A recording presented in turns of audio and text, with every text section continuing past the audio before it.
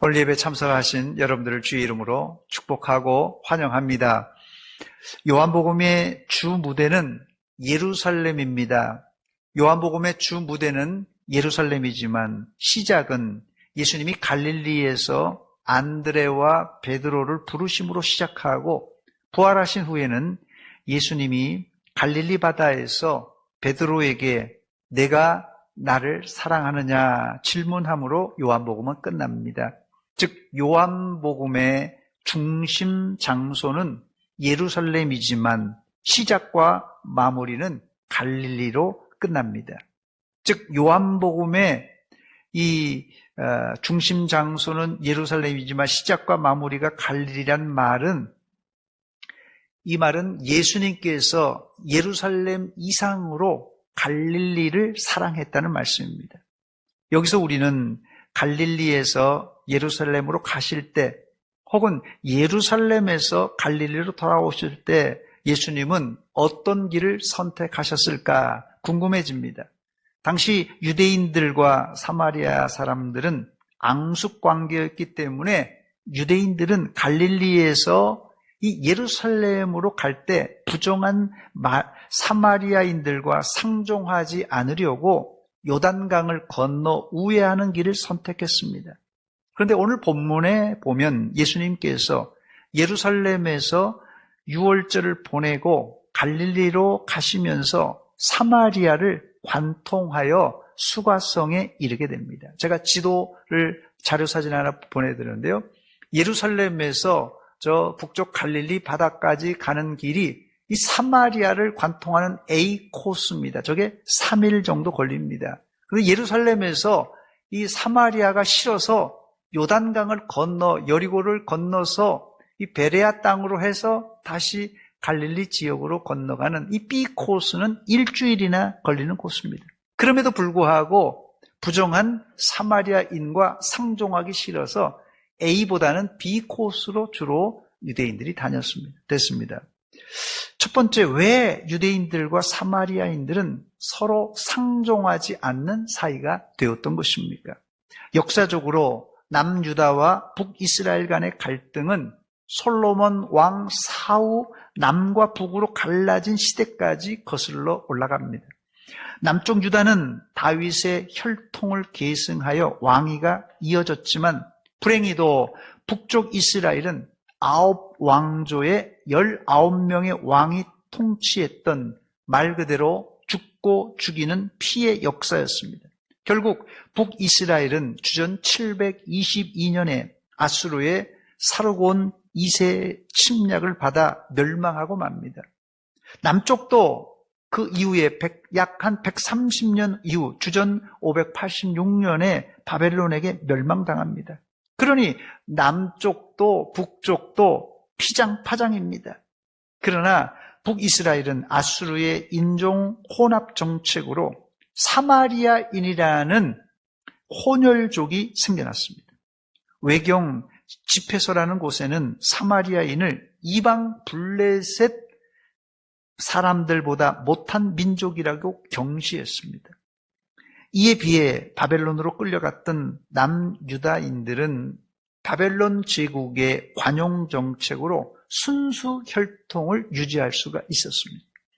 결국 포로에서 돌아온 유대인들은 사마리아인들은 혼혈인이라고 상종하지 않았고, 이런 불편한 관계는 거의 700년이 지난 예수님 당시까지 이어져 유대인들은 사마리아인들을 부정하게 여겨 사마리아길이 지름길임에도 불구하고 요단을 건너 우회하여 다녔습니다.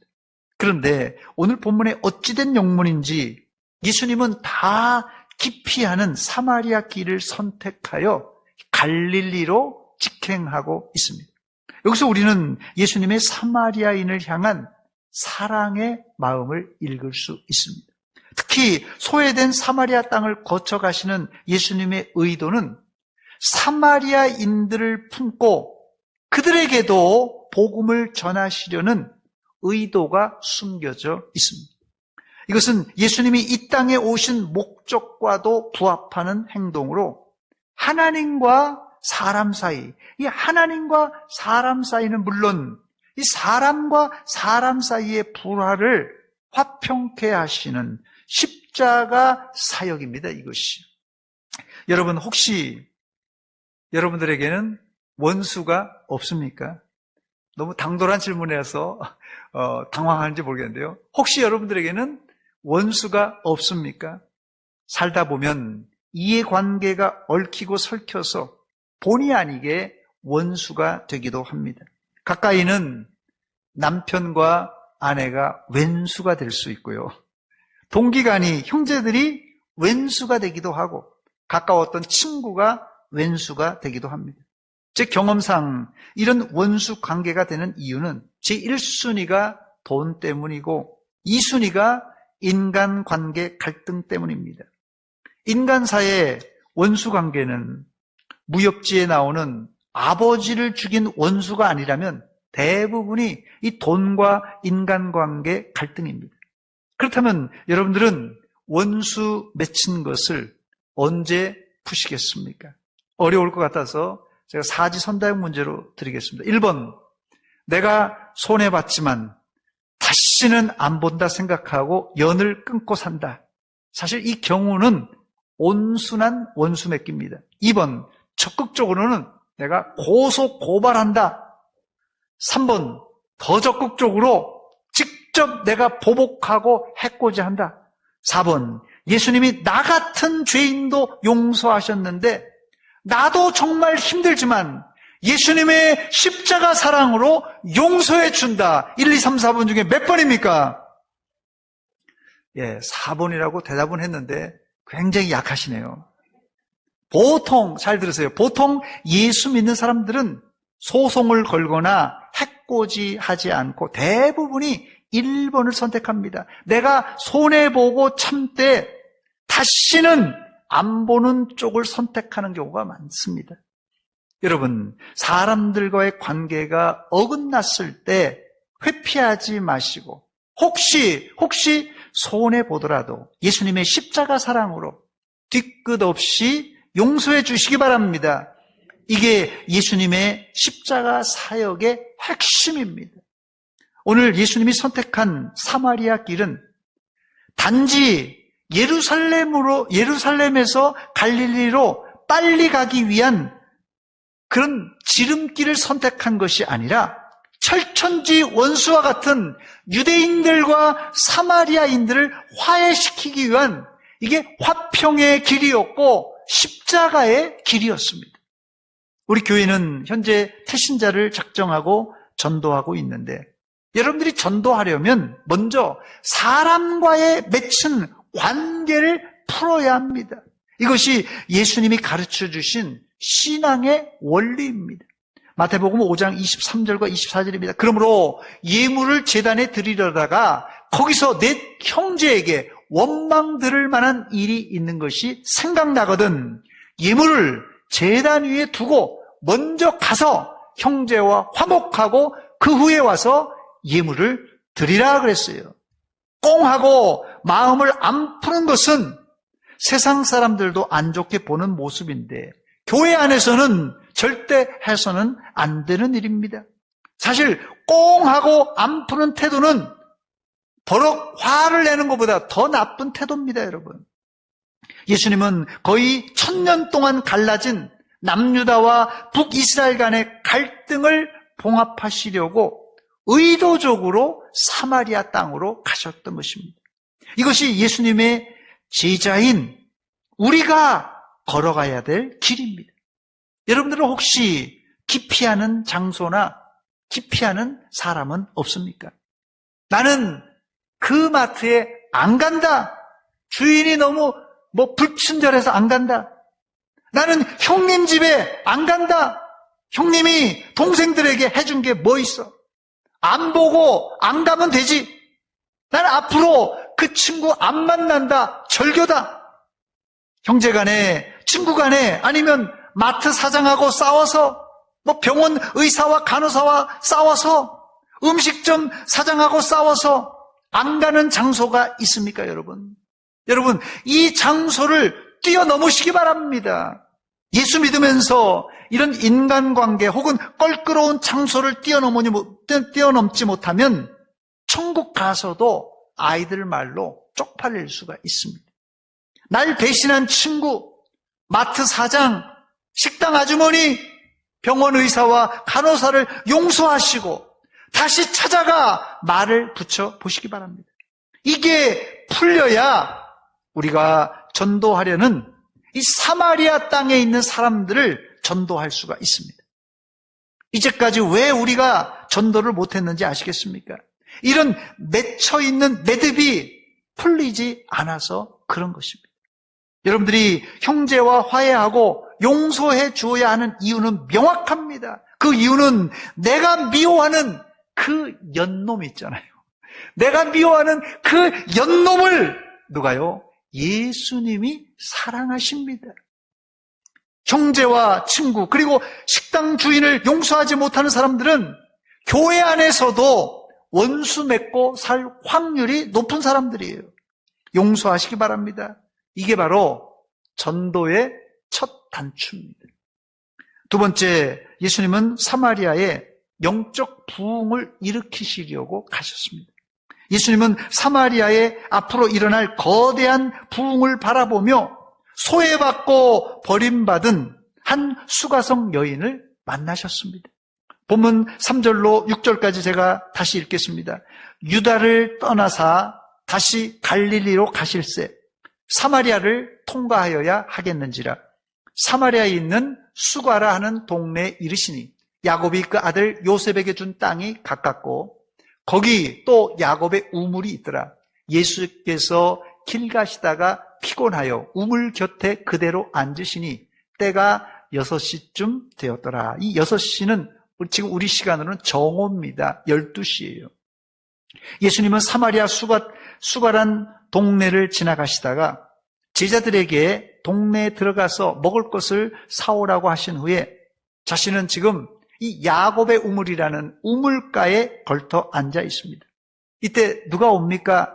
한 사마리아 여인이 물동이를 이고 물을 기르러 옵니다. 예수님은 여인에게 물 한 모금 달라고 부탁합니다. 지나가는 나그네가 우물가에서 물 들어온 여인에게 물 한 잔 달라고 하는 것은 아주 평범한 일입니다. 그러나 2000년 전에 앙숙인 유대 남자가 사마리아 여인에게 말을 거는 것은 아주 특별한 일입니다. 이 장면을 바리새인들이 봤다면 당장에 예수님을 정죄했을 것이에요. 부정한 사람들과 교제한다고 당장 정죄했을 것입니다. 그러나 예수님은 이런 금기사항을 깨고 사마리아 여인에게 복음을 전하려고 말을 붙인 것입니다. 즉 전도하려면 넘어야 할 장벽이 많은데 첫째는 여러분 지역을 넘어야 됩니다. 여러분이 늘 다니던 지역을 넘어서라는 것이에요. 지역을 넘어서라는 말은 다른 말로는 내가 익숙한 장소를 벗어나 나와 다른 문화적 배경을 가진 사람을 한번 만나보라는 뜻입니다. 둘째는 성별을 넘어야 됩니다. 동성끼리 전도하면 오해 안 받고 수월하지만 이런 장벽조차도 뛰어넘어야 전도할 수 있습니다. 더 나아가 편견을 뛰어넘어야 전도할 수 있습니다. 사마리아 여자는 여자이기도 했지만 과거 남편 5명을 두었고 심지어 지금 사는 6번째 남자도 정식 남편이 아니라고 예수님께서 지적해 주셨습니다. 이런 사람은 소위 윤리도덕적으로 파산한 여인입니다. 여러분, 우리 주변에는 윤리도덕적으로 파산한 분, 경제적으로 파산한 분, 건강 이상이 와서 건강에 파산한 분 등등 인생의 파산을 경험한 사람들이 너무너무 많이 있습니다. 이런 분들을 부정한 사람이라고 혹은 생존 경쟁에서 실패한 사람이라고 비하하지 말고 어떻게 해요? 불쌍히 여기고 그분들을 위로해 주시기 바랍니다. 이런 분들은 예수님께 돌아올 준비가 되어 있는 사람입니다. 예수님이 윤리도덕적으로 파산한 여인에게 복음을 전했을 때 놀라운 일이 벌어졌습니다. 예수님의 초점은 단 한 사람, 한 여인이었지만 그 결과는 어마어마한 결과를 낳았습니다. 요한복음 4장 41절 42절, 이 요한복음 4장의 끄트머리입니다. 예수의 말씀으로 말미암아 믿는 자가 더욱 많아 그 여자에게 말하되 이제 우리가 믿는 것은 네 말로 인함이 아니니 이는 우리가 친히 예수님께 듣고 그가 참으로 세상의 구주신 줄 알미라 하였더라 그랬어요. 이제 왜 예수님께서 굳이 사마리아 땅을 통과하여 갈릴리로 가셨는지 그 이유를 아시겠습니까?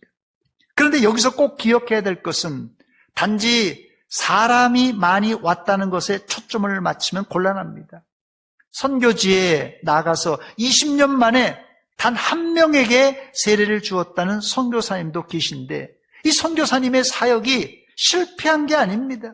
설령 한 명에게도 세례를 베풀지 못했을지라도 한 명도 죽게 돌아오지 않을지라도 복음의 씨앗을 뿌렸다면 언젠가는 그 땅에 30배, 60배, 100배로 돌아올 줄 믿습니다. 감사한 것은 이런 복음의 접촉은 예수님이 부활하신 이후에 사도행전 8장에 빌립 집사를 중심으로 흩어진 제자들이 바로 이 사마리아 땅에 가서 복음을 전할 때 폭발적인 부흥을 일으켰습니다. 사도행전 8장 5절로 8절입니다. 빌립이 사마리아 성에 내려가 그리스도를 백성에게 전파하니 무리가 빌립의 말도 듣고 행하는 표적도 보고 한 마음으로 그가 하는 말을 따르더라.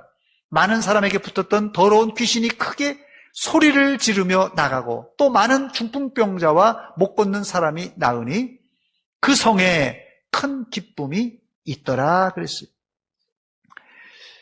역사적으로 이 사마리아 성은 슬픔의 성, 저주의 성, 버림받은 성이었는데 예수의 복음이 들어가자 그 성에 큰 기쁨이 넘쳤습니다. 이건 직접적으로는 바로 빌립 집사와 그 일행들이 흩어진 제자들이 복음을 전한 결과지만 그 모파는 누가 깔았습니까? 예수님께서 사마리아 성 여인에게 복음을 전한 결과로 바로 이런 엄청난 결과가 일어난 것입니다. 마지막 세 번째, 예수님의 복음 전파를 우리가 어떻게 활용할 수 있겠습니까? 적용 부분입니다. 예수님의 복음 전파가 예수님만 가능했다면 우리는 성경을 읽어봐도 그림의 떡입니다. 그러나 예수님이 하신 사역을 우리도 할 수 있습니다. 이것이 예수님의 방식입니다. 요한복음 14장 12절 말씀 보니까 내가 진실로 진실로 너에게 이르노니 나를 믿는 자는 내가 하는 일을 그도 할 것이요 또한 그보다 큰 일도 하리니 이는 내가 아버지께로 감이라 그랬어요. 실제 제자들은 예수님보다 더 큰 사역을 했습니다. 물론 예수님의 십자가 사역은 인간이 흉내낼 수 없는 사역이지만 베드로는 한 번 설교할 때 3,000명이 5,000명이 회개하고 돌아왔어요. 부모는 자식이 자기 어깨를 밟고 자기보다 더 큰 일을 할 것을 기대합니다. 자식이 자신보다 더 못하기를 바라는 부모는 이 세상에 단 한 명도 없습니다.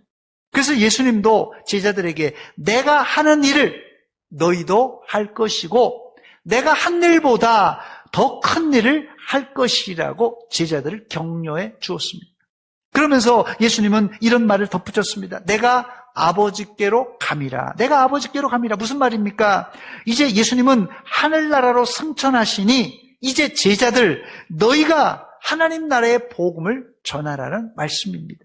그러므로 이제 우리가 예수님 대신하여 예루살렘과 온 유대와 사마리아와 땅끝까지 이르러 이 예수님의 증인, 복음의 증인이 되어야 됩니다. 여기서 우리는 예수님의 전도 방법을 이 세 가지 배울 수 있는데요. 첫 번째 예수님의 전도 방법은 호랑이를 잡으려면 호랑이 굴에 들어가는 방법을 사용하였어요. 실제 예수님은 사마리아 사람들에게 복음을 전하시려고 사마리아 수가성으로 들어갔습니다. 여러분들이 학생들을 전도하려면 어디로 가면 됩니까? 학교에 가시고 나이 드신 어른들을 전도하려면 어디로 가야 될까요? 뭐 경로당이나 나이 드신 어른들이 많이 있는 곳으로 가고, 젊은 아기 엄마들을 만나려면 뭐 젊은 아기 엄마들이 많이 모이는 곳으로, 카페나 이런 곳으로 가셔야 됩니다. 호랑이를 잡으려면 어디로 가야 된다고요? 호랑이 굴에 들어가야 됩니다. 그런데 호랑이 굴로 들어가라는 말은, 여러분, 호랑이 굴로 들어가는 말이 무슨 말입니까? 호랑이가요? 뭐 얌전한 호랑이가 있겠습니까? 죽을 각오를 하는 말입니다. 호랑이 굴에 어영부영 들어갔다가는 호랑이한테 잡아 먹힙니다. 예수님도 십자가의 길, 사마리아로 가셨던 전도 여행은 사실은요, 죽을 각오를 하시고 가셨습니다. 호랑이 굴에 갈 때 여러분, 위험 부담이 많아요. 호랑이 굴에 가는 건 위험 부담이 많지만 호랑이 굴에 들어갈 때 뭘 잡는다고요? 여러분들도 호랑이를 잡을 줄 믿습니다. 이번 미랄 추수잔치에 호랑이를 한 마리 잡아와야 됩니다. 어디를 들어가야 된다고요? 호랑이 들어가면 됩니다. 두 번째, 예수님은 당시 결혼을 5번이나 한 윤리 도덕적으로 파산한 여인에게 접근했습니다. 다른 말로 전도할 때 사람을 가리지 말라는 말입니다. 오히려 사람에게 치이고 상처받은 사람이 우리 전도 대상 1호가 되어야 합니다. 반듯한 사람보다 이런 큰 상처를 입은 사람들을 전도해 보시기 바랍니다. 그때 우리 판단엔 아이고 저 사람이 교회에 와서 사람 구실이라도 할 수 있겠는가 이렇게 생각해도, 이런 사람이 예수 믿고 회개하면 사마리아 온 동네를 예수님의 복음을 증거하는 전도자로 바뀔 수가 있다는 거예요. 끝으로 세 번째, 예수님의 전도 방법을 한 문장으로 요약하면 정오우물가입니다. 정오우물가.